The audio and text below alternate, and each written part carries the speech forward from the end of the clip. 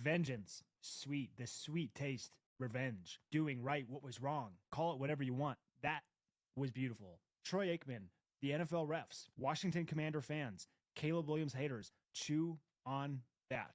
That was the game that hung over our heads for this entire last year. We slayed the dragon. We faced our demons. You know who had a damn quiet game today?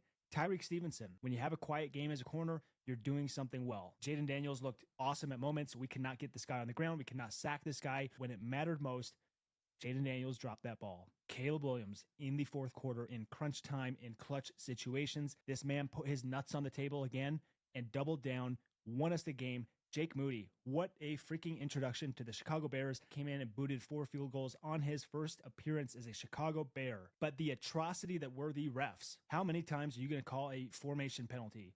How many times are you going to pull a flag out of your ass just to cripple the Chicago Bears? That beautiful dime to Rome Odunze for a touchdown. Pulled back because the left tackle, Benedette, didn't have his face mask to the waist of the center. It was bullshit. Meanwhile, Jaden Daniels got about every call he could get every time he got hit. Make it make sense, man. This guy's not Tom Brady. What a gritty physical win. The elements, the rain, all of it combining into a climatic end of game scenario. We had so many chances to put that game to bed. DeAndre Swift played superhero tonight, though. What a game. And here's what I like as a Chicago Bears fan.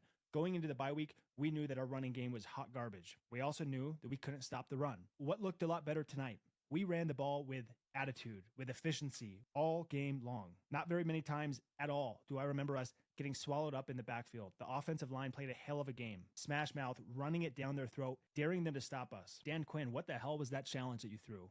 For 1 yard. Instead of 2nd and 9, you got 2nd and 10. Congratulations on that challenge. Now, I would love to see our pass rush get home and us to be a little bit more dangerous in winning these one-on-ones. We're having to dial up and manufacture and scheme up blitzes to get pressure on the quarterback. And I'm just going to be a little bit more fair.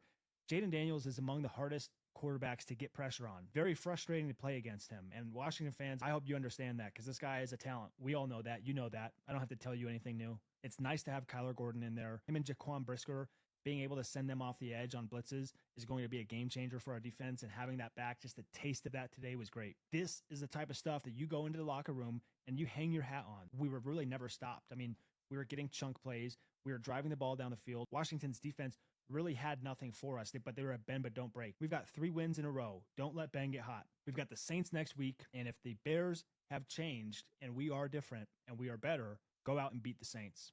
Do not mess around. And Washington fans, I will be classy because Lord knows there is a lot that I want to say and have heard you say, but I'll just leave it at this. Damn, it feels nice to come out on top. Bear down, baby.